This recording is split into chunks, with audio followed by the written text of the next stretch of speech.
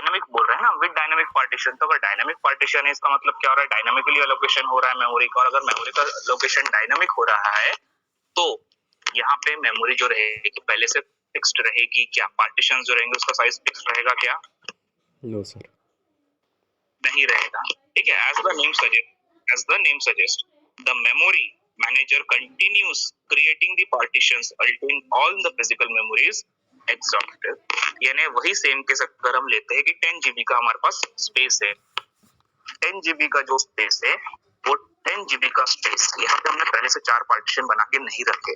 जैसा जैसा डेटा हमारे पास आ रहा है उसके हिसाब से हम रन टाइम में पार्टीशंस बनाएंगे। रन टाइम में पार्टीशन बनाएंगे यानी अगर मेरे पास डेटा स्टोर करने के लिए आ रहा है तो पहला डेटा अगर मेरे पास 1 जीबी का आया तो जो पार्टीशन बनेगा डायनामिकली वो 10 जीबी में से कितना जीबी का स्पेस यूज करेगा? 1 GB। 1 जीबी।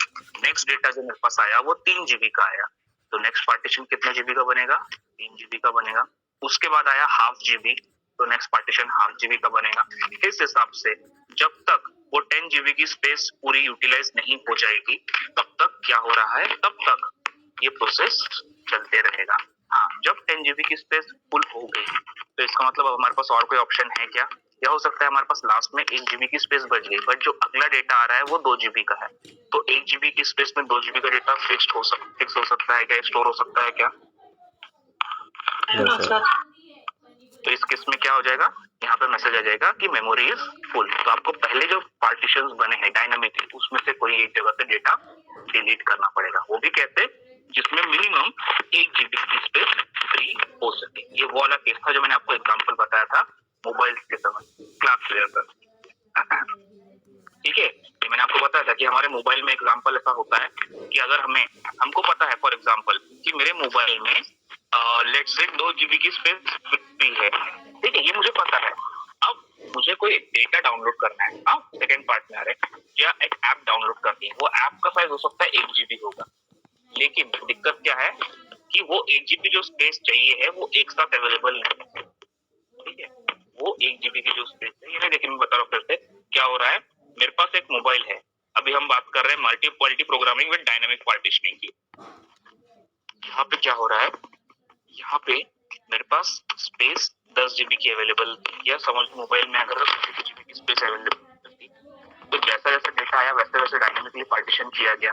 ठीक है, ये एग्जांपल मोबाइल का इसलिए दे रहा हूँ क्योंकि आपको ध्यान में अगर आएगा तो हम लोग जब कंप्यूटर्स भी फॉर्मेट करते हैं, कंप्यूटर जब पहली बार आपको इंस्टॉल होता है तो आप लोग देखा होगा आपके लैपटॉप या आपके डेस्कटॉप में भी मेमोरी या हार्ड डिस्क के पार्टीशंस बना लिए जाते हैं। कभी ध्यान किया क्या आपने इस चीज का?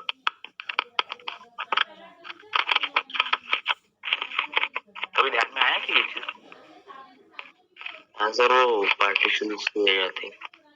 सी drive, D drive, E drive कहीं देखा है क्या आपने ये सब चीजें? Yes sir.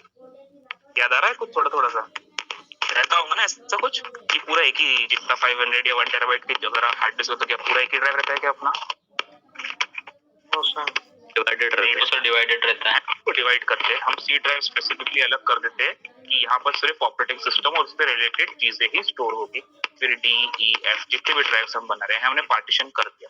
बट मोबाइल का एग्जांपल जो बता रहा था आपको, ऐसा नहीं। मोबाइल में सिर्फ एक ही चीज होती है, मोबाइल में एक ही मेन मेमोरी होती है और एक सेकेंडरी मेमोरी। तो सेकेंडरी मेमोरी ने अगर आपने उसमें अलग से अपना हार्ड डिस्क बोलता हूँ, अगर आपने मेमोरी कार्ड लगाया है तो, बट जनरली मेमोरी कार्ड भी लोग प्रेफर नहीं करते कि आजकल मोबाइल की स्पेस ही इतनी ज्यादा है, 32 जीबी, 64 जीबी, 128 जीबी, 256 जीबी तक अभी जनरल नॉर्मल फोन्स में अवेलेबल रहता है।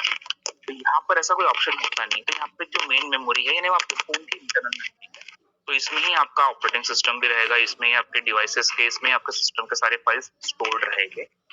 अब हम ये वाली केस की बात कर रहे हैं जब multi programming with dynamic partitioning की बात कर रहे हैं। वो क्या रहा है, यहाँ पर रैंडम तरीके से पार्टीशंस क्रिएट कर रहे हैं, रैंडम तरीके से डेटा आ रहा है और अब एक असम्पशन लीजिए 5 अलग अलग डेटा आते हैं। ठीक है, हमारे पास स्पेस है 32 जीबी की। अभी हम कंफ्यूजन दूर करने के लिए इसको कंसीडर कर रहे हैं 10 जीबी की स्पेस, राउंड फिगर। कितनी स्पेस है हमारे पास अभी टोटल? 10 जीबी। ठीक है, ये इसलिए बता रहा हूँ कि इसके बाद हम जितने भी concepts, whatever concepts we are going to learn like after this, तो वो सारे कॉन्सेप्ट्स किस एक चीज के ऊपर डिपेंड करते हैं कि आपको ये फंडा समझा या नहीं समझा। तो अज्यूमिंग हमारे मोबाइल में भी कितने जीबी की स्पेस अवेलेबल है, 10 जीबी की। कितनी है? 10 GB। 10 जीबी स्पेस है। अब हमारे पास 5 अलग अलग एप्स या 5 अलग अलग टाइप के डेटा, चाहे फिर वो फोटोज हो या जो भी चीजें आ रही है, ठीक है। अब वो जो डेटा आ रहा है, पहला जो डेटा आया वो डेटा अज्यूम करिए कि 2 जीबी का आया, ठीक है। और हमने डिस्कस क्या किया था कि जैसे ग्राउंड है और ग्राउंड में 3-4 अलग अलग गेट्स है, तो कोई भी गेट से डेटा आ सकता है। उसी तरीके से यहाँ पे 10 जीबी की हमारे पास स्पेस है, बट एंट्री पॉइंट सिर्फ एक ही रहेगा क्या? No entry sir. पॉइंट जो डेटा स्टोर हो रहा है वो एक ही जगह से स्टोर हो रहा है क्या? नहीं। वो डेटा जो है, हो सकता है आपके मोबाइल के कुछ सॉफ्टवेयर के अपडेट्स हो, तो वो सिस्टम वाले गेट से लेके आएगा, अलग गेट से लेके आएगा, एंट्री होगी जो। आप यूजर हो, यूजर जो खुद से डेटा एंटर कर रहा है वो कहीं और से लेके आएगा, ठीक है। कुछ जगह या कुछ केसेस में ऐसा होता है कि हम अपने लैपटॉप से या हमारे डिवाइस से कनेक्ट कर रहे हैं, कुछ फोटोज का बैकअप ले रहे हैं, तो वो किसी और जगह से, यानी वो 10 जीबी की स्पेस भी जो है उसमें एंट्री पॉइंट सेम नहीं है, अलग अलग जगहों से डेटा अंदर आ रहा है। और ऑब्वियसली बात है, हम डायनेमिक पार्टीशनिंग की बात करते हैं, तो जहां पे भी बेस्ट सूटेड स्पेस मिलेंगी वहां पर अलोकेशन कर दिया जाएगा। तो 10 जीबी का जो डेटा है उसमें पहला जो डेटा आ रहा है ए, वो है 2 जीबी का, ठीक है। तो वो 2 जीबी का जो डेटा है वो टेक्निकली इस हिसाब से फिट नहीं किया जाएगा कि स्टार्टिंग फ्रॉम बॉटम कि 10 जीबी से मैं 2 जीबी की सबसे लास्ट वाली स्पेस देता हूँ ताकि मेरे पास एग्जैक्ट 8 जीबी की स्पेस बचे। अब अगला जो डेटा आएगा बी, सपोज ए हमारा 2 जीबी का आ गया, बी जो डेटा आ रहा है वो 3 जीबी का डेटा है, तो ये किसी और गेट से, किसी और तरीके से आ रहा है। तो जो 2 जीबी का डेटा हमने स्टोर किया था, हाँ, तो ये ऐसा नहीं रहेगा कि बचे हुए 8 जीबी में से ये बॉटम वाले 3 महीने वो 2+3 हम हिसाब लगाएगा, तो हमारे पास एक साइड में 5 जीबी की स्पेस है और दूसरी साइड में 5 जीबी की स्पेस पूरी फ्री है। ऐसा नहीं होगा। ये 3 जीबी किधर और जाके स्टिक हो जाएंगे, यानी किधर और जाके स्टोर हो जाएगी। हो सकता है 2 जीबी और ये 3 जीबी का जो डेटा है, ए और बी जो डेटा है, ये दोनों के बीच में 1 जीबी की स्पेस फ्री रह गई। क्वाइट नहीं, इट इज फॉर श्योर, ऐसा ही होता है। यानी इस तरीके से चीजें नहीं होंगी कि पहले जो 2 जीबी का डेटा स्टोर हुआ है, इसके बाद जो 3 जीबी का आ रहा है वो इस 2 जीबी के एग्जैक्ट ऊपर स्टोर होगा ताकि हमारे पास 5 जीबी स्पेस फ्री रहे। वो क्या रहा है, 2 जीबी की स्पेस पहले हमने ले ली, उसके बाद जो अगला 3 जीबी का डेटा आ रहा है बी वाला, वो किसी और डायरेक्शन से फिक्स हो रहा है, ठीक है। तो अब वो क्या रहा है कि बीच में इनके सपोज 1 जीबी की स्पेस बच गई है।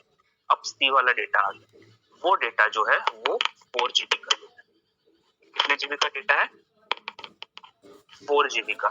4 जीबी। अब ए था 2 जीबी, बी था 3 जीबी। टेक्निकली हमने 5 जीबी का ही डेटा स्टोर किया है, ठीक है। नेक्स्ट जो डेटा आ रहा है, चलो उसको और 5 जीबी 4 जीबी भी नहीं लेते, उसको और कंफ्यूजन ना करें, 3 जीबी का लेते हैं।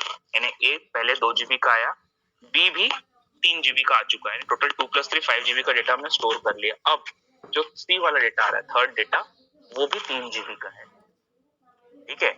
और हमने क्या डिस्कस किया था कि 2 जीबी और 3 जीबी वाला जो ए और बी डेटा था उसके बीच में जो फ्री स्पेस थी कितनी थी? 1 GB। 1 जीबी। यानी टेक्निकली 10 जीबी में से अभी हमारे पास कितनी स्पेस यूटिलाइज हो चुकी है? 2+5, 8 GB। 2+5, और उसके बाद हमने सी डाल दिया 3 जीबी, तो 2+3 इज 5, 5+3 इज 8। अब अगला जो डेटा आ रहा है डी वाला, उसको भी स्पेस चाहिए है 3 जीबी की, ठीक है। उसको भी स्पेस चाहिए है, सॉरी 2 नहीं, हाँ 2 जीबी, सॉरी 2 जीबी की, उसको भी स्पेस चाहिए 2 जीबी की। अब अगर हम टेक्निकली बात करते हैं तो ए डेटा कितना था, साइज कितना था ए का? 2 GB। बी का कितना था? बी का 3 जीबी और सी का 3, तो 2+3+3 कितना हो गया? 8। और अगला जो डेटा आ रहा है डी, वो 2 जीबी वाला आ रहा है, यानी हमारे पास 10 में से 8 जीबी स्पेस यूज हो गई है, तो 2 जीबी की स्पेस बचना चाहिए थी। तो जो 2 जीबी वाला डेटा था वो आराम से फिट हो जाना चाहिए था,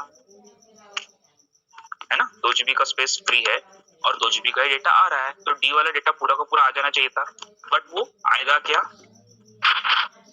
नहीं सर। क्योंकि पहला जो डेटा आया था 2 जीबी ए और जो बी आया था 3 जीबी, उन दोनों के बीच में 1 जीबी की स्पेस फ्री रह गई थी, बच गई थी ना एक स्पेस, वो वेस्टेज था। अब हो क्या रहा है, वो 1 जीबी का डेटा जो बच गया, 1 जीबी की जो स्पेस बच गई, ठीक है। अब वहां पे 1 GB बचा हुआ है और सी के बाद में 1 GB का स्पेस बचा है, यानी दोनों जो 1 GB का डेटा स्पेस अवेलेबल है वो एक साथ एक जगह पे प्रेजेंट है क्या?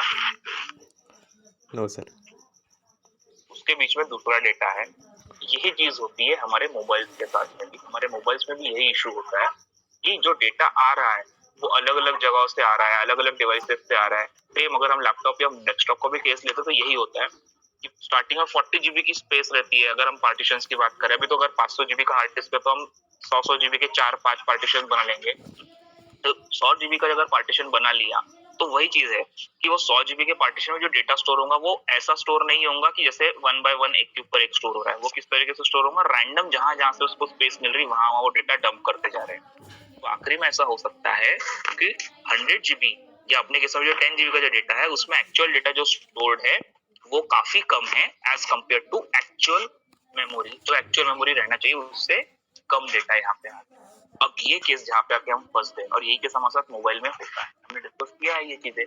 तो ये जो केस जहाँ पे हम आके फंस गए कि यार 10 GB का डेटा हमारे पास था फ्री, 10 GB का जो स्पेस फ्री था, हमने तो अभी सिर्फ 8 GB का ही डेटा स्टोर किया, a plus b plus c, a was of 2 GB, b and c was of 3 GB each, तो 2 plus 3 plus 3 is 8 GB, तो 2 GB का डेटा तो फ्री था, मेरे पास अवेलेबल रहना चाहिए, बट मैं फिर उसमें 2 GB का नया डेटा डी वाला स्टोर क्यों नहीं कर पा रहा? क्योंकि उसके पहले जो अरेंजमेंट हुआ था डेटा का, जो डेटा स्टोर किया गया,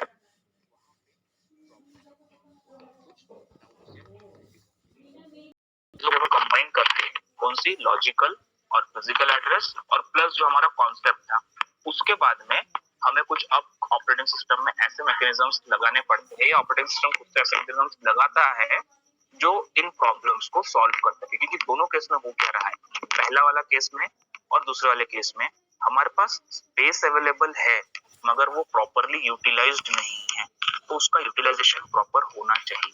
उसको इस तरीके से इस्तेमाल या इस तरीके से यूज करना है जिसमें डेटा जो रहे मैक्सिमम या ऑप्टिमल तरीके से, बेस्ट पॉसिबल तरीके से स्टोर कर सके। तो इसके लिए अलग अलग कॉन्सेप्ट से अलग अलग चीजें हैं जो आती है मेमोरी मैनेजमेंट यूनिट के अंदर। हमने आपको लास्ट लेक्चर में स्टार्ट कर चुके हैं, जिसमें से पहला प्रोसेस है स्वैपिंग का। ठीक है, तो अब स्वैपिंग की अगर हम लोग बात करते हैं तो सिंपल सा कॉन्सेप्ट है। अब नाम स्वैपिंग है, स्वैपिंग का मतलब है यहाँ से वहां चीजें कर दे। ठीक है, यहाँ से वहां चीजें कर दे। तो स्वैपिंग जो कॉन्सेप्ट है ये दोनों जगह पे एप्लीकेबल रहेगा। पहले वाला केस है ना, कौन सा, जो अपना 10 GB वाला स्पेस अपने लिया था, कि वहां पे भी कैसे बताता हूँ, और दूसरा लॉजिकल और फिजिकल के वक्त में। तो क्या होता है स्वैपिंग, पहले हम स्वैपिंग ये चीज समझते हैं, फिर देखते हैं कि टेक्निकली वो ओएस में हमारे को कैसे हेल्प। स्वैप करना यानी क्या, सिंपल अगर हम मीनिंग समझना चाहे, what is the general meaning of swapping?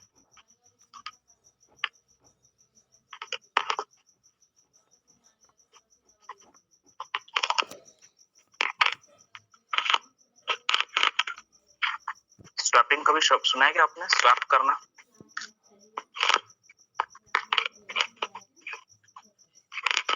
चलिए ठीक है, किसी ने नहीं सुना है? सुना है सर। क्या मतलब? तो सिंपल अगर हम हिंदी में समझना चाहे तो क्या होगा?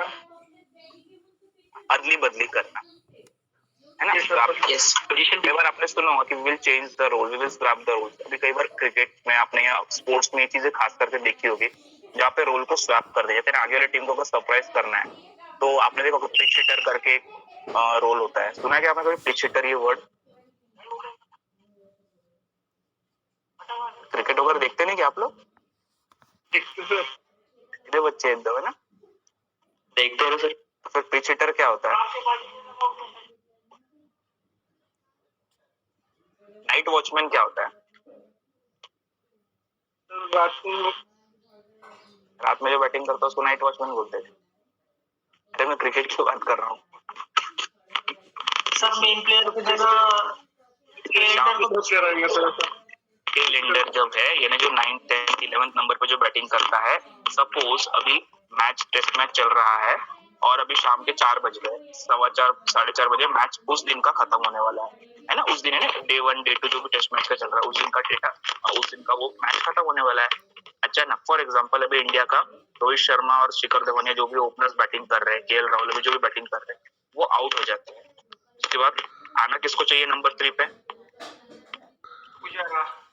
चेतेश्वर पुजारा को, ठीक है, या विराट कोहली को, 3 या 4 नंबर का जो बैट्समैन है। लेकिन अब आखिर के 10 मिनट बचे हैं, बॉल बहुत ज्यादा स्पिन हो रहा है, दिन भर मैदान जो भी है धूप से गीला ये हो गया है, बहुत ज्यादा ड्राई हो गया है या बारिश से गीला हो गया, जो भी ना ऐसी कंडीशन है कि आखिरी 10 मिनट में हमको हमारे मेन बैट्समैन को प्रोटेक्ट करना है, बचाना है। तो उसकी जगह हम क्या करेंगे, 10 मिनट टाइम पास ही करना है, 5 मिनट टाइम पास ही करना है। तो हम क्या करते हैं, हम यानी क्रिकेट वाले क्या करते हैं, मैनेजमेंट, जो 9, 10 या 11 नंबर का जो प्लेयर रहेगा लास्ट बॉल, इसको वैसे लोअर ऑर्डर बैट्समैन, उस लोअर ऑर्डर बैट्समैन एग्जैक्टली, उसको हम क्या करेंगे, फॉरवर्ड है ना, उसको बोलेंगे तू जाके बैटिंग कर।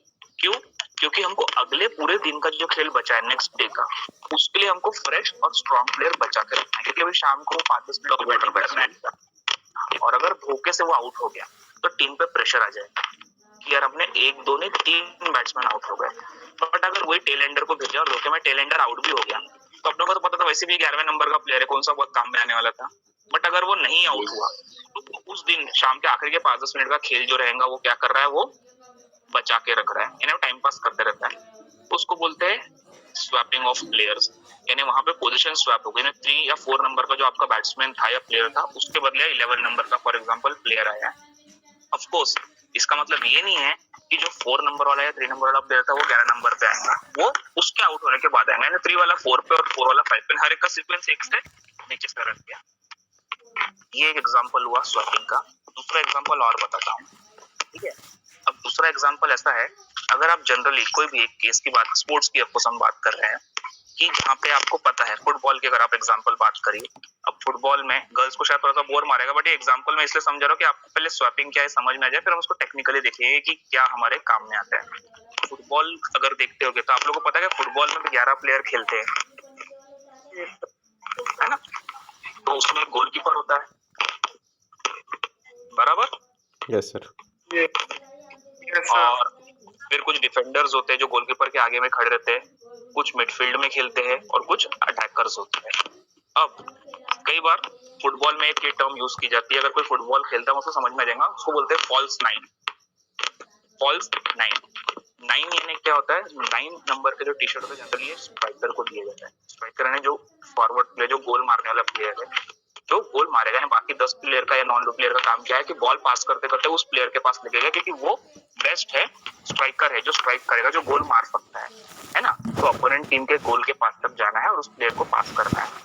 अब सबको पता है कि जो 9 नंबर का प्लेयर है ये क्या कर रहा है, आगे वाली टीम का गोल मारने आ रहा है, ठीक है।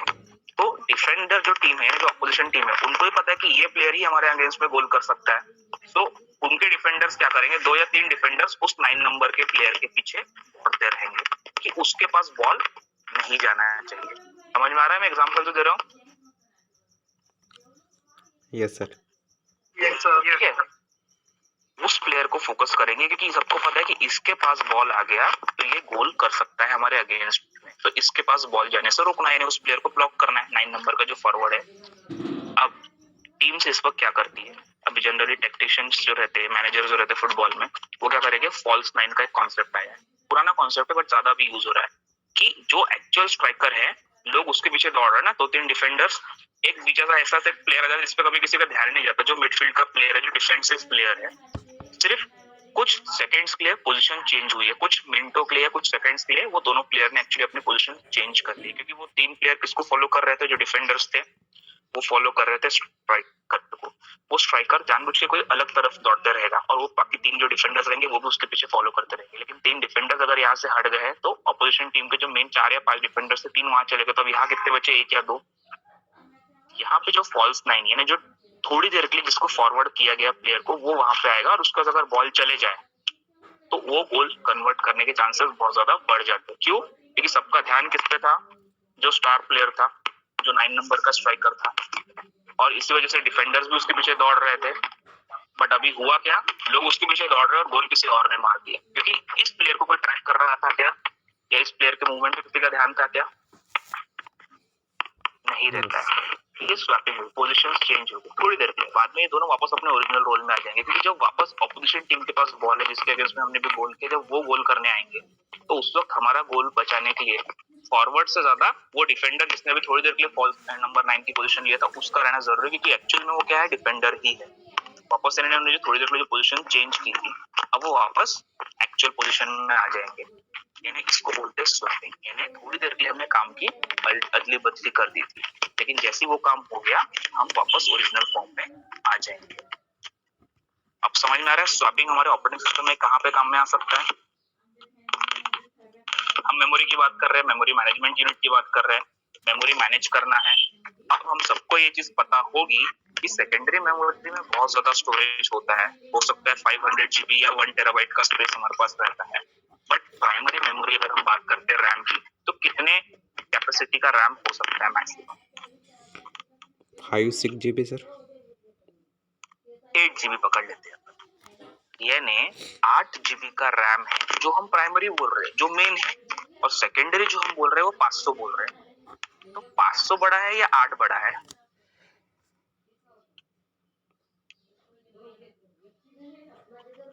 पाँच बड़ा है या 8 बड़ा है? सर 500 बड़ा है, बट नहीं, अभी सिर्फ टेक्निकल रीजन नहीं चाहिए मेरे को, बताइए 500 बड़ा है कि 8 बड़ा है? 500 सर। लेकिन वो 508 GB का जो डेटा स्टोर है उसको एग्जीक्यूशन करवाने के लिए हमारे पास 8 GB की ही स्पेस अवेलेबल है रैम में। तो यहाँ पे स्वैपिंग ये कॉन्सेप्ट बहुत ज्यादा काम में आता है। कैसे? क्योंकि हम सब ने मल्टी प्रोग्रामिंग पढ़ लिया है, ठीक है। मल्टी लेवल प्रोग्रामिंग में हमने एक चीज भी जस्ट थोड़ी देर पहले देखी भी थी कि क्या हो रहा है, मल्टीपल काम एक के बाद एक के बाद एक के बाद एक आते जा रहे हैं। लेकिन अगर एक ही चीज को रैम लेके बैठ जाए तो क्या होगा, वो नए नेक्स्ट लेवल पे जो नेक्स्ट जो प्रोग्राम आने वाले हैं या नेक्स्ट जो इवेंट्स होने वाले हैं उनको स्पेस नहीं दे पाएगा। So what RAM will do is, या what primary memory will do, वो स्वैपिंग करना चालू कर देगा। यानी जो प्रोग्राम उसके पास में आ रहा है वो प्रोग्राम, दो प्रोग्राम वो हैंडल कर सकता है, फॉर एग्जांपल 4-4 GB के या 6 और 2 GB ऐसे हिसाब से।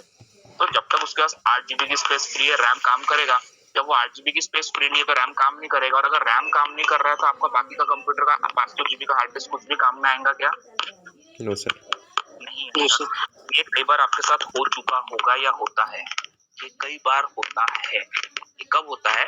अगर आपने देखा कंप्यूटर में कई बार अगर आप कंप्यूटर सिस्टम चालू करो ना और रैम खराब हो जाए तो आपका कंप्यूटर वर्क ही नहीं करता, लोड ही नहीं होता, या तो हैंग हो जाएगा या कंप्यूटर स्टार्ट ही नहीं होता। और लोग बोलते हैं रैम खराब हो गया, रैम चेंज करना पड़ेगा। रैम का मतलब है जो टेम्परेरी जो 8 GB की या 6 GB की जो स्पेस है, 4 GB की जो स्पेस थी वो ब्लॉक हो गई है। तो उसके दो तरीके, या तो उसको सॉफ्ट फॉर्मेट यानी उसको फ्री करना पड़ेगा, और नहीं तो अगर वो खराब हो गया तो उसको रिप्लेस करना पड़ेगा। तो अब यहाँ पे हमारा स्वैपिंग काम में आएगा। स्वैपिंग कैसे काम में आएगा? सिंपल सी बात है, 8 GB की स्पेस अगर फुल हो जा रही है तो जो डेटा इसके पास में अवेलेबल था, ऑपरेटिंग सिस्टम या कर्नल ये डिसाइड करता है कि इसमें से कौन सा डेटा बहुत ज्यादा प्रायोरिटी का है। जो प्रायोरिटी का उतने डेटा को मैं रैम में रखूंगा, जो प्रायोरिटी का फिलहाल नहीं है उस डेटा को मैं उठाऊंगा, वापस जहां से लेके आता वहां छोड़ के आ जाऊंगा। उसके बदले जो रैम फ्री हो गई, जो दूसरा वेटिंग में था वो डेटा लाऊंगा, रैम में रख दूंगा, रैम अपना काम चालू कर देगा, वो इवेंट ट्रिगर हो गया, यानी वो प्रोसेस स्टार्ट हो गया।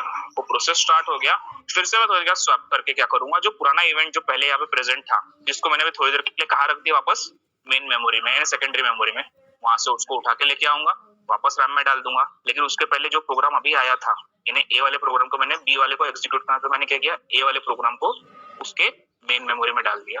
अब बी वाला एग्जीक्यूट हो गया, बी वाला एग्जीक्यूट हो गया और ए इनकम्प्लीट था, तब मुझे क्या करना है, ए को भी एग्जीक्यूट करना है। मैं फिर से बी को क्या करूंगा, जहां से आया था उसको वहां भेज दूंगा, और ए जहां पे स्टोर्ड था वहां से वापस लेके आऊंगा। यानी मैं एक ही जो स्पेस है, रैम जो मेरे पास एक ही जगह पे या कम लिमिटेड स्पेस भी है, वहां पे मैं क्या कर रहा हूँ, स्वैपिंग कर रहा हूँ। स्वैपिंग कर रहा है इसका मतलब क्या हो रहा है, मैं मेमोरीज को या प्रोग्राम्स को या इवेंट्स को अदली बदली या अल्टी पल्टी कर रहा हूँ, ठीक है।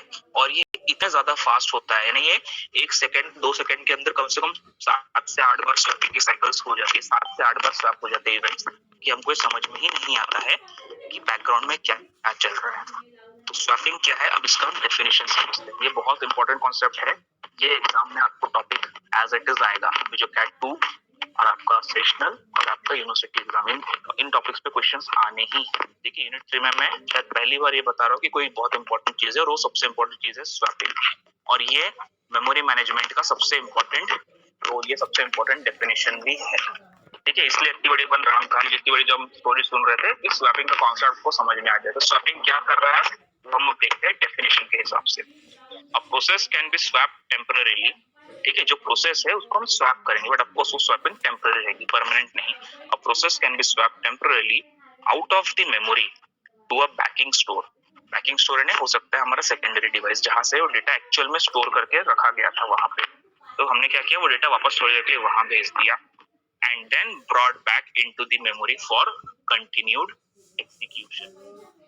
क्या हो रहा है, प्रोसेस है स्वैपिंग का, एक प्रोसेस है जिसको हमें स्वैप करना है टेम्पररी। स्वैपिंग के वक्त क्या हो रहा है, जो वो ए नाम का इवेंट था जो हमारे पास अभी रैम में हमारे प्राइमरी मेमोरी में प्रेजेंट है, हम उस ए वाले इवेंट को थोड़ी देर के लिए जहां से वो आया हुआ है, ऑफकोर्स वो भी तो रैम में स्टोर नहीं होगा ना, ए वाला इवेंट भी कहीं ना कहीं हार्ड डिस्क में स्टोर होगा, उसको प्रोसेसिंग करने के लिए रैम में लेके आया गया है। ये हमने ऑलरेडी यूनिट नंबर 2 में पढ़ा था, वो एक डायग्राम था 5 चक्कर वाला, 5 गोले वाला, याद है क्या आपको?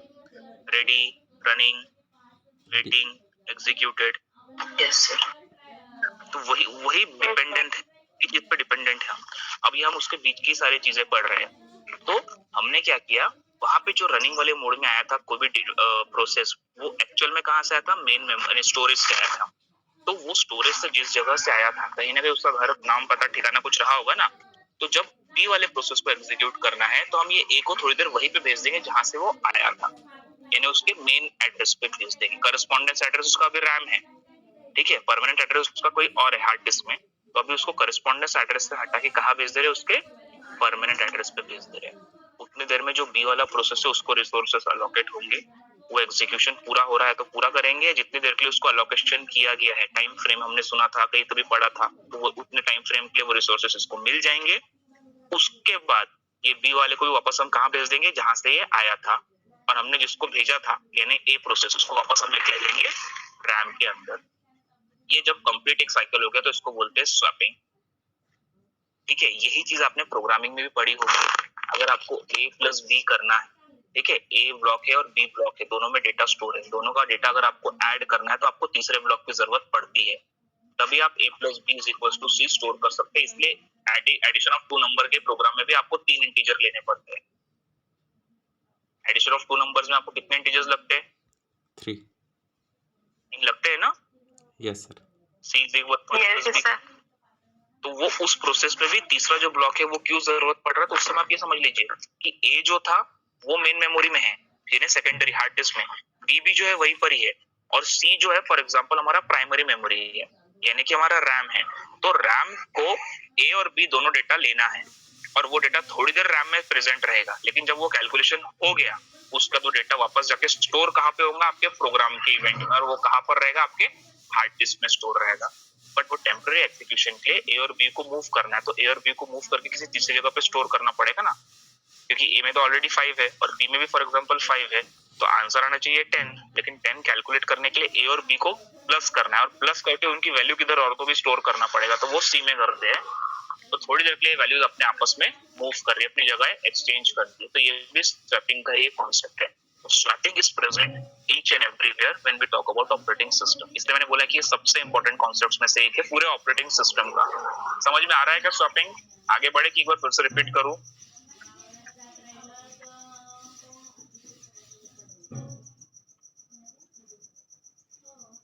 एक बार रिपीट सर। रिपीट करता हूँ, ठीक है। ये देखो, ये दिन में आज पूरे एक दिन में अगर हमने सिर्फ स्वैपिंग भी पढ़ लिया, समझ लेना हमने आधी यूनिट पढ़ ली, ठीक है। तो मैं फिर से रिपीट कर रहा हूँ, जिसको समझ गया वो भी एक बार फिर से ध्यान देने की कोशिश करेगा, जिसको नहीं समझा ज्यादा फोकस से, ज्यादा कंसंट्रेशन से सुनेंगे। होता क्या है, मेरे पास एक कंप्यूटर सिस्टम है, ठीक है। वो कंप्यूटर सिस्टम में फॉर एग्जांपल 500 GB की स्पेस प्रेजेंट है। अब वो जो 500 GB की स्पेस प्रेजेंट है, वहाँ पे अलग अलग प्रोग्राम्स या अलग अलग प्रोसेसेस स्टोर है। प्रोसेस है ना, ऑफ कोर्स प्रोग्राम ही रहेंगे, और जब वो प्रोग्राम रनिंग मोड में आता है तो हम उसको प्रोसेस बोलते हैं, ठीक है ना। तो अलग अलग प्रोग्राम्स स्टोर्ड है या अलग अलग सॉफ्टवेयर स्टोर्ड है। कहाँ पे? 500 GB का जो हमारा डेटा है वो कहाँ पर है? Secondary storage. सेकेंडरी स्टोरेज यानी क्या होता है? हमारा हार्ड डिस्क। हार्ड डिस्क में वो स्टोर, जैसे कोई प्रोग्राम को रन करना है तो रन करते समय वो रन कभी भी हार्ड डिस्क पे नहीं होता है, वो रन होने के लिए कहाँ पे आएगा? Primary memory. प्राइमरी मेमोरी में आएगा। प्राइमरी मेमोरी यानी क्या हो गई अभी अपने केस में? रैम हो गई। तो वहां से जो डेटा यहाँ लाया जा रहा है, ये रैम हमने अभी एग्जांपल लिया कि 8 GB का है, ये हमारा प्राइमरी मेमोरी जो है सेकेंडरी मेमोरी से छोटा है। 500 GB है सेकेंडरी और प्राइमरी मेमोरी है 8 GB। अब हो क्या रहा है, वो अपन ने पहले फर्स्ट वाला ए वाला प्रोग्राम लिया, जो प्रोसेस आया उसका नाम है ए, वो ए प्रोसेस हो रहा है। ये प्रोसेस होते समय क्या हो रहा है, टेम्पररीली जो हमारा प्राइमरी मेमोरी है वो फुल हो गया, ब्लॉक हो गया, क्योंकि वहां पे कौन सा डेटा आ गया है, ए का डेटा आ चुका है। अब मल्टी प्रोग्रामिंग का हम कॉन्सेप्ट समझ रहे हैं शुरू से, तो अब हमें बी वाले प्रोसेस को भी लेके आना है। तो बी वाले प्रोसेस को लेके आना है, अगर बी वाले प्रोसेस को लेके आना है तो जगह खाली होना चाहिए, जगह खाली होना चाहिए नहीं, हमारा प्राइमरी मेमोरी खाली होना चाहिए। तो प्राइमरी मेमोरी जो खाली होना चाहिए उसका जो डेटा है उसको कहीं तो भी भेजना पड़ेगा वापस, है ना, खाली करना पड़ेगा ना, तभी तो वहां पे नया कोई आ सकेगा। किराएदार वाला किस्सा है, अभी ए जो था वो किराएदार था, जब दूसरे किराएदार को लाया तो पहला किराएदार जो है वो खाली जब तक करेगा नहीं तब तक दूसरा किराएदार आ सकता है क्या मेमोरी में, प्राइमरी मेमोरी में, रैम में? No sir. नहीं आ सकता। तो हो क्या रहा है, यहाँ पे उसको बोला जा रहा है कि भाई साहब अभी हमको बी वाले प्रोसेस को लेके आना है, ए जो है उसको बोला जाएगा कि आप थोड़ी देर के लिए जगह खाली कर दो, ठीक है। अब इसमें दो कंडीशंस आ जाएंगी, दो कंडीशंस कैसी आएंगी, एक कि ए वाला प्रोग्राम पूरा अगर टोटली कंप्लीटली एग्जीक्यूट हो चुका है तो उसको भेज देंगे अपन वापस जहां से वो आया था, ठीक है, जहां से वो आया था, जिस भी जगह से वो आया था, किस जगह से आया था बाय द वे, वो हार्ड डिस्क। हार्ड डिस्क से आया था। अब दूसरा केस ये हो सकता है जिसके ज्यादा चांसेस है, ये क्या कहते हैं, बहुत ज्यादा चांसेस है कि दूसरा वाला केस रहेगा कि वो पूरा एग्जीक्यूट अभी नहीं हुआ है, अभी वो बोल रहा है मेरा तो आधा ही मेरा एग्जीक्यूशन हुआ है, मेरा एग्जीक्यूशन बचा हुआ है, लेकिन हमको ये मालूम है कि भाई तेरा एग्जीक्यूशन बचा है लेकिन बहुत लंबा एग्जीक्यूशन है, बहुत ज्यादा टाइम है, तब तक तो अगर यहाँ पे बैठे रहेगा तो दूसरा कोई नया इवेंट यहाँ पे आ सकता है, नया प्रोसेस आ सकता है क्या, नहीं। तो एक काम कर, थोड़ी देर के लिए टेम्पररी थोड़ा बाहर घूम के आ जा, थोड़ी देर के लिए स्पेस खाली कर दे, तो टेम्पररी थोड़ी देर के लिए उसको बाहर भेजा जाएगा, ए बाहर चले गया, उसके बदले अब आएगा कौन यहाँ पे, बी आएगा, ठीक है, बी अपना काम करेगा, बी भी अगेन अगर पूरा एग्जीक्यूट हो गया तो एग्जीक्यूशन के बाद बी वापस चले जाएगा, और अगर बी भी पूरा एग्जीक्यूट नहीं हो पा रहा है तो हम फिर से बी को बोलेंगे कि आपको हमने टेम्पररी लेके आया था, किराएदार हो आप भी परमानेंट मकान मालिक हो क्या, नहीं हो, आपको भी रैम खाली करनी है, आप भी जहां से आए थे वहां वापस चले जाओ, ठीक है। तो बी भी रैम छोड़ के वापस चले जाएगा। अब वापस जब रैम खाली हो गई तो हम वापस इसको बुलाएंगे, ए को बुला लेंगे, ठीक है, ये अपना काम चालू कर देगा, ए काम अपना चालू कर रहा है, ए जब तक काम कर रहा है जितना उसको रिसोर्स जितने देर के लिए मिला उतनी देर तक उसको प्राइमरी मेमोरी में रहना है, जैसे ही उसका टाइम अलॉटेड जो उसको जितने समय के लिए अलॉटमेंट किया गया था रैम का यानी रिसोर्सेज का वो खत्म हो गया तो वापस ए को भेज दिया जाएगा और फिर से यहाँ पे क्या आ जाएगा, बी आ जाएगा। तो इस तरीके से ए और बी दोनों एक ही स्पेस को यूज कर रहे हैं लेकिन थोड़ी थोड़ी देर के लिए। तो ये प्रोसेस को जब यहाँ पे अपना एक्सचेंज कर रहे हैं स्पेस को, प्रोसेस को हम बोलते हैं स्वैपिंग, ठीक है, उस प्रोसेस को हम बोलते हैं स्वैपिंग, यानी हमने एक ही मेमोरी यानी जो हमारा एक जो रैम था उस एक रैम में हमने दो इवेंट्स या दो प्रोसेस को एक साथ एग्जीक्यूट करवाया। अब ये तो मैं सिंपल कॉन्सेप्ट बताने के लिए आपको ए और बी बताया, एक्चुअल में सिर्फ दो इवेंट्स भी नहीं रहते, एक्चुअल में कंप्यूटर में सिर्फ दो इवेंट चलते हैं क्या, मोबाइल में सिर्फ दो इवेंट चलते हैं क्या, वहां तो मल्टीपल चलते हैं, मल्टीपल लेवल में चलते 3 4 5 10 और अपने जैसा यूजर आता 20-20 इवेंट भी चला लेते हैं अपन, 20-20 प्रोसेस चला लेते हैं, सही बात है, यस सर, है ना। अभी तो हमने मैंने कॉन्सेप्ट समझाने के लिए आपको ए और बी का बताया कि ए को बी में ए बी और सी है, तो सी हमारा क्या है, रैम है, तो ए को टेम्पररी रैम में लेके आया, फिर बी को आना है तो हमने ए को बोला तो वापस जा, फिर मैंने बी को सी में लेके आया, फिर वापस बोला कि तू सी खाली कर, बी वापस अपनी जगह पे चले गया, फिर ए आया, फिर ए को वापस भेजा, फिर बी आया, तो वन बाय वन ये दोनों चलते रहेंगे। बट ये बहुत अच्छा लगता है सुनने को और समझने को, एंड आई होप आपको स्वैपिंग का बेसिक कॉन्सेप्ट समझ में आ गया होगा।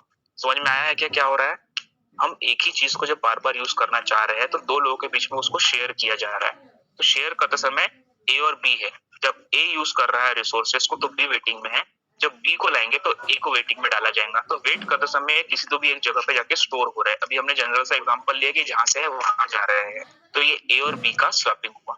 बट कंप्यूटर सिस्टम में कभी भी स्वैपिंग जो होता है प्रैक्टिकली अगर हम बात करें, हम थ्योरेटिकली बात करते हैं, प्रैक्टिकली अगर हम बात करें तो कभी भी सिर्फ दो इवेंट्स का या दो प्रोसेस का स्वैपिंग नहीं होता है। यहाँ पे रैम के लिए कंटेंशन में यानी प्राइमरी मेमोरी के लिए कंटेंशन में एक दो या तीन इवेंट्स नहीं रहते, हमेशा n नंबर ऑफ इवेंट्स रहते हैं, हो सकता है 10, 20 या 25 इवेंट्स हो सकते हैं, समझ रहे हैं, 10, 20 या 25 इवेंट्स भी हो सकते हैं। तो अब स्वैपिंग को टेक्निकली समझना है, स्वैपिंग को टेक्निकली समझना है। दो चीज तो हमने देख लिया, ए और बी में बहुत सिंपल सा कॉन्सेप्ट लग रहा था, अरे सर ये तो बहुत इजी चीज थी, ए को यहाँ डालना है फिर वहां से वापस इसको डालना है, 3 ग्लास वाला किस्सा है ना, 3 ग्लास में पानी डालना है, ए का बी में डाला, बी का सी में डाला, सी का ए में डाला, फिर ए को सी में डाला, हो गया सर। लेकिन अगर यही चीज आपके सामने 25-30 ग्लास दे दिया जाए, बोले सबको बराबरी से भरते रहो, तो फिर दिक्कत चालू हो जाती है। तो स्वैपिंग भी वही चीज है। समझने के लिए अभी हमने कॉन्सेप्ट आई होप समझ गए होंगे। अब इसमें एक कंडीशन है, जब बताओ कि 20 प्रोग्राम है या 15 प्रोग्राम है, या चलो और सिंप्लीफाई करने के लिए हम 10 ही इवेंट्स को लेते हैं, 10 प्रोसेस को लेते हैं। अब हर बार अगर हम ये कहेंगे कि 10 इवेंट है, तो 10 इवेंट को, क्योंकि वो प्रोसेस एक भी कंप्लीट नहीं हुआ है, तो उसको हर बार आप उसके जहां से आया सेकेंडरी मेमोरी तक भेजो, तो वो प्रोसेस भी अपने आप में बहुत लेंदी हो जाएगा, क्योंकि वहां पे 10 बार वो चीज को भेज रहे हैं। और ऐसा एक प्रोसेस या 2 प्रोसेस होता तो शायद चल भी जाता, मगर यहाँ प्रोसेस हमने कितने कंसिडर किए हैं? 10 कंसिडर किए। तो अब ये 10 प्रोसेस है, ठीक है, ये 10 प्रोसेस को हमें कहीं तो भी एक और जगह पे स्टोर करके रखना पड़ेगा, क्योंकि अगर हम हर बार मेन मेमोरी और मेन मेमोरी से सेकेंडरी मेमोरी और सेकेंडरी मेमोरी से फिर से मेन मेमोरी ये स्वैपिंग करेंगे, तो एग्जीक्यूशन टाइम बच जाएगा, बढ़ जाएगा। क्यों? क्योंकि उन दोनों के स्वैपिंग में बहुत ज्यादा टाइम लग रहा है, हमें टाइम की भी ध्यान रखना है। तो स्वैपिंग में ही एक और एक कॉन्सेप्ट आता है, अगेन हमने कैशिंग, ये वर्ड कहीं तो भी पढ़ा था, कैच मेमोरी सुना है क्या? कैश मेमोरी या CACH जिस भी तरह से प्रोनाउंस करें, आपने कहीं वर्ड सुना है? अब हमें कैश मेमोरी को फिर से याद करना है। मैंने आपको बताया था जब हम लोग फर्स्ट यूनिट में कैशिंग पढ़े थे कि हम थर्ड यूनिट में फिर से देखेंगे। अब इंट्रोड्यूस हुई कैश मेमोरी, फिर से हमारे पिक्चर में फिर से कैश मेमोरी आ गई, री एंट्री हो गई अपने मूवी में कैश मेमोरी की। क्योंकि अब क्या हो रहा है, 10 इवेंट्स है, तो 10 इवेंट को अगर हम 2 में, तो हमने बहुत आसानी से समझ लिया कितना इजी प्रोसेस है, इतना आप एक घंटे का लेक्चर आप इसमें वेस्ट कर रहे हैं, बट वो उतना इजी नहीं है। स्वैपिंग में क्या हो रहा है, जब 10 इवेंट्स हो रहे हैं ना, अब जब हम इसका हम डेफिनेशन पढ़ेंगे तो आपको समझ में आएगा कि स्वैपिंग क्यों इजी नहीं है। देखिए, a process can be swapped temporarily out of the memory to a backing store and then brought back into the memory for continued execution. Simple है, ये पहली लाइन जो अपन अभी 1 घंटे समझ रहे थे, आधे घंटे से, वही है। बट इसमें इंटरेस्ट तब आ रहा है जब 2 नहीं 10 प्रोसेसेस की हम बात करें। तो यहाँ पे एक वर्ड है जिसको हम बोलते हैं बैकिंग स्टोर। दिख रहा है क्या आपको? बैकिंग स्टोर एक वर्ड दिख रहा है, देखिए बैकिंग स्टोर दिख रहा है क्या? Yes yes sir. ये वर्ड जो है, ये सबसे मजेदार वर्ड है। जनरल डेफिनेशन में समझ में नहीं आता कि क्या है, बट बैकिंग स्टोर एक्चुअली है क्या? बैकिंग स्टोर जो है, it is the fast disk which is large enough to accommodate copies of all the memory images for the users and it must provide direct access to this memory images. हम बात कर रहे हैं memory की images, यानी memory exact वो data नहीं store कर रहे हैं, उसकी इमेज या उसकी कॉपी को स्टोर कर रहे हैं। क्यों? ताकि फास्ट एक्सेस, फास्ट स्वैपिंग रहे। यहाँ पे हम बात कर रहे हैं कैच मेमोरी, यानी रैम के अलावा कई लोगों को शायद अभी तक, मैं तो जब पढ़ रहा था पहली बार ऑपरेटिंग सिस्टम, मेरे को इस समय तक कंफ्यूजन था कि यार रैम भी वही काम कर रहा है, कैच भी तो वही काम कर रहा है, तो कैच और रैम का डिफरेंस क्या है? आप में से किसी के दिमाग में आया था कि नहीं मुझे नहीं पता, मेरे दिमाग में क्वेश्चन आया था यार, कैच मेमोरी को पढ़ा और उसको बाजू में पिक्चर से हटा दिया, रैम ही रैम सुन रहे हैं, रैम भी वही काम करता है, कैच भी वही काम करता है, तो फिर हम दोनों अलग अलग क्यों पढ़ रहे हैं? दोनों का तो मतलब एक ही होना चाहिए, बट दोनों का मतलब एक नहीं। रैम क्या कर रहा है ये हम समझ चुके हैं, अब कैश मेमोरी क्या कर रहा है अभी हमको वो समझना है। तो 10 प्रोसेसेस है, तो 10 प्रोसेसेस को स्वैपिंग के समय हर बार हम सेकेंडरी मेमोरी तक नहीं भेजेंगे, क्योंकि अगर सेकेंडरी यानी हार्ड डिस्क तक भेजेंगे, फिर ए को भेजने, फिर बोलेंगे ए तू वापस आ, फिर बी को बोलेंगे अब तू जा, फिर सी, फिर डी, फिर ई, ऐसे अगर अब 10 प्रोसेसेस को कंटिन्यूएशन में अगर हम लोग बार बार बुलाना भेजना यानी स्वैपिंग करते रहेंगे, तो जो एग्जीक्यूशन टाइम है वो बहुत ज्यादा बढ़ जाएगा, सिस्टम बहुत ज्यादा स्लो हो जाएगा। तो यहाँ पे कैश मेमोरी, या हम जैसे अभी यहाँ पे बात कर रहे हैं बैकिंग स्टोरेज की, तो ये क्या कर रहा है, ये एक टेम्पररी स्पेस यानी एक टेम्पररी स्टोरेज दे रहा है रैम को। कि जो भी इवेंट्स आपको अभी प्रोसेस नहीं करना है बट आपको थोड़ी देर बाद प्रोसेस करना है, यानी अभी तुरंत आपको जरूरत नहीं है बट आधे एक सेकंड आपको जरूरत पड़ने वाली है सॉरी, तो इसको आप हार्ड डिस्क में मत भेजो, मेरे पास दे दो। जैसे ही आपको जरूरत पड़ेगी मेरे से आप वापस ले लेना, मैं रेडी रखूंगा। ठीक है, आप इसको हार्ड डिस्क में मत भेजो, क्योंकि हार्ड डिस्क में आप भेजोगे तो क्या हो रहा है, ज्यादा टाइम लग रहा है डेटा वहां से यहाँ आने में और यहाँ से वहां भेजने में। तो हमको भी थर्ड टाइप का स्टोरेज एक देखना है, उस स्टोरेज को हम बोल रहे हैं बैकिंग स्टोर। बैकिंग स्टोर यानी क्या हो गया, एक ऐसी जगह है जहां पे ये टेम्पररी डेटा जो थोड़ी देर बाद फिर से बहुत जल्दी यूज में आने वाला है, बहुत जल्दी यानी कुछ सेकंड्स के अंदर ही या कुछ माइक्रो सेकंड्स के अंदर ही यूज में आने वाला है, इसको हम टेम्पररीली यहाँ पे स्टोर कर देंगे। इस टाइप के डेटा को हम बोलेंगे backing store. It is the fast disk which is large enough to accommodate copies of all memory images for all user, हर एक यूजर्स के एक्सेसिबल है, and it must provided direct access to what, to the memory images. Memory images यानी हर एक, obvious बात है, RAM से भी छोटा होता है कैश मेमोरी।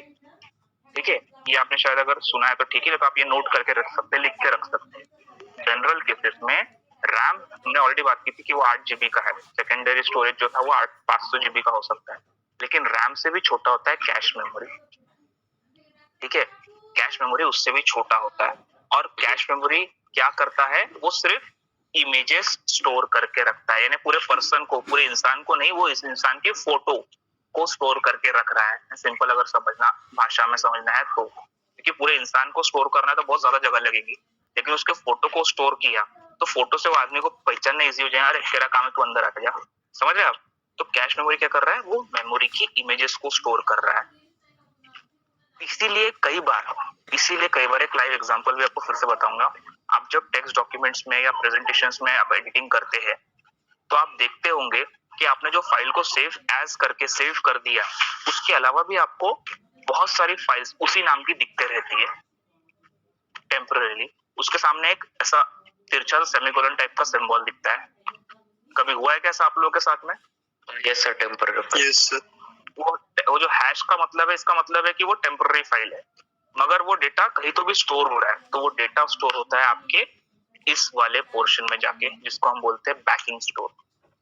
ठीक है, ये जब तक आप सेव नहीं करोगे उसी जगह प्रेजेंट रहेगा, जब आप सेव करोगे वहां से हटा के वो जाएगा मेन मेमोरी में जहां से वो आया था, यानी आपके हार्ड डिस्क में। लेकिन आपने अगर सेव नहीं किया, अगर उस दौरान पावर चले गया, अगर आपने सेव नहीं किया, अज्यूमिंग कि आप कोई प्रेजेंटेशन बना रहे हो, 10 स्लाइड्स आपके बन गए हैं, आपने सेव कर लिया, फिर आप 12वें स्लाइड तक पहुंच गए और अचानक से पावर चले गया, तो जब वापस आप पावर आने का कंप्यूटर चालू करोगे तो आपने जो सेव किया था 10 पेजेस, तो आपको कहां से, यानी कौन से नंबर के प्रेजेंटेशन से वो फाइल ओपन करने को मिलेगा?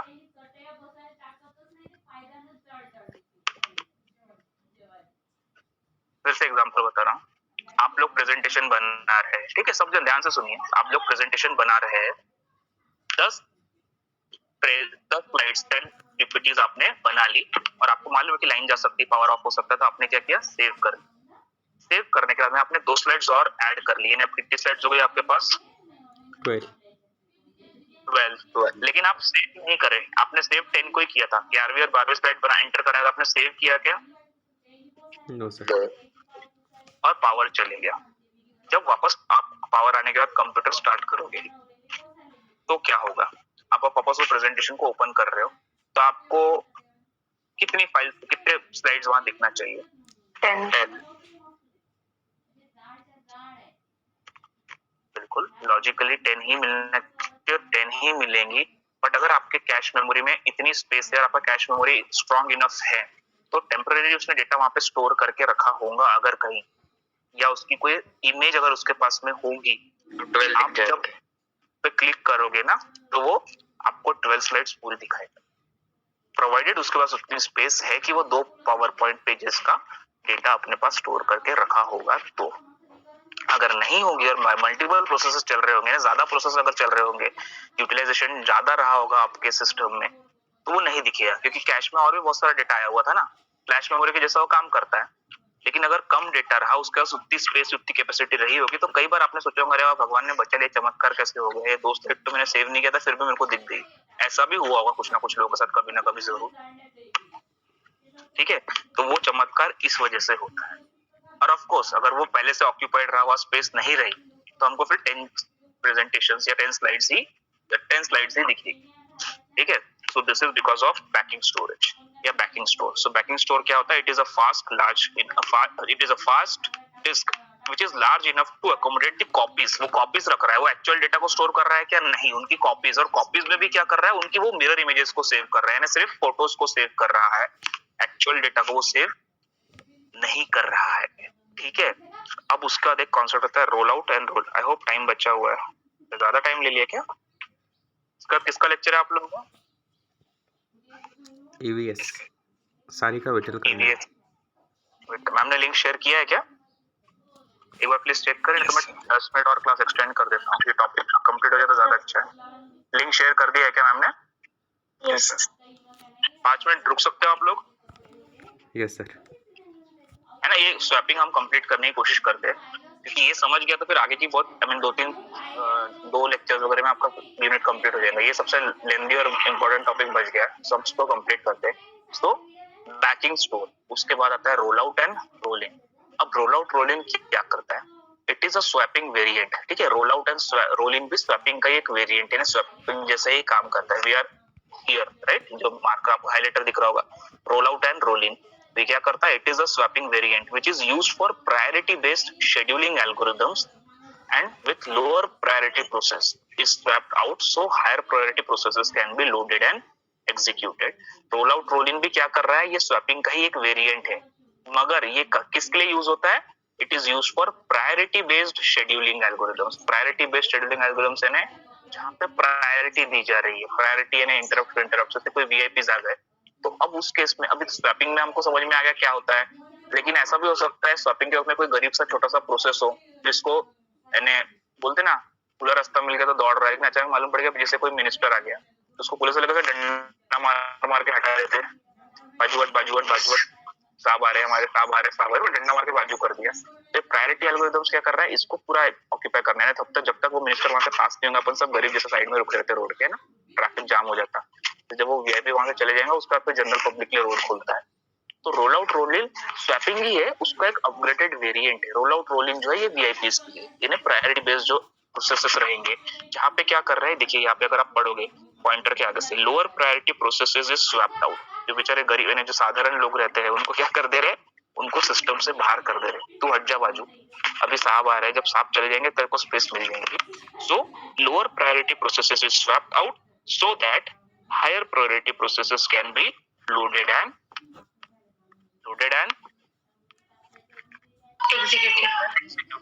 सिंपल। फिर जब वो साहब चले जाएंगे यानी वो वीआईपी चले जाएंगे, फिर बोलते हैं अब जाओ यहाँ भीड़ मत करो, कब से भीड़ करके खड़े हो, चलो जाओ अपने अपने रास्ते वापस जाओ।